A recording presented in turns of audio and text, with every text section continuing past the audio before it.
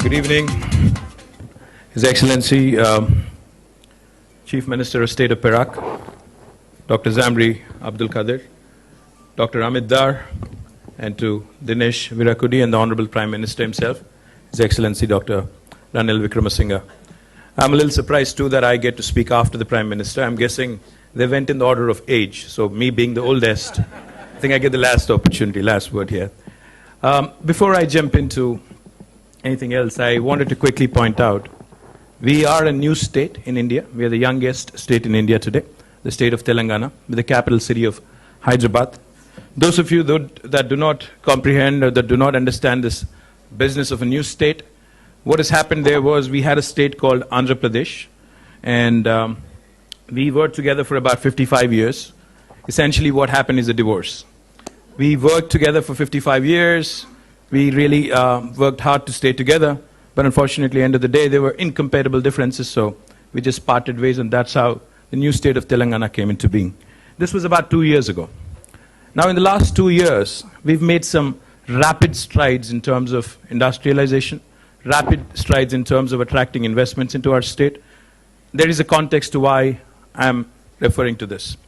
In fact, today, happy to share with you, the state of Telangana and the city of Hyderabad, more so, is home to, out of the top 5 most valued technology companies in the world, 4 of them have chosen Hyderabad as the base for their largest development centers outside of the headquarters. That would include Apple, Google, Microsoft, and Facebook. And also we have Amazon, Uber, who also have their largest bases outside of the United States in the city of Hyderabad. The reason why I mention this is because now if you have to think, if you have to dwell a minute on why all of these organizations hire thousands of people in the city of Hyderabad, why they have chosen the city of Hyderabad for their investments. Now back in 1998, when India had hardly any infrastructure that would attract investments from abroad, foreign direct investments from a multinational based in America, what attracted Bill Gates to India and more so to Hyderabad? I would say only one thing: the high value, low cost human resources that India had to offer. I think therein lies the key. I think as the Honorable Prime Minister was saying, as the Honorable Prime Minister had mentioned, a very, very pragmatic speech, in fact, from the head of a state, head of a country, really.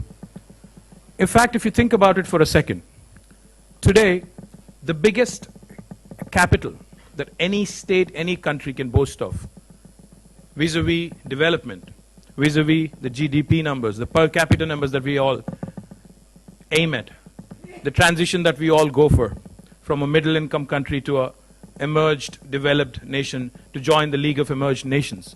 The key really is to ensure that we harness this huge potential in South Asia that we have in the form of human resources. And what do I mean by that? What I mean by that is, very simply put, today we have heads of state, prime ministers, chief ministers, donning the hat of a CEO of a multinational organization, crisscrossing the world, trying to attract foreign direct investment, to create more opportunities, employment opportunities in their own respective countries and states. We have a very unique kind of a world today where the politicians who head their governments are actually donning this very, very interesting and a very, very transformational role of a chief executive officer. Now, why are we doing it? Why am I here talking to several investors, potential investors in Colombo? Why am I requesting them to invest in my own state, my country?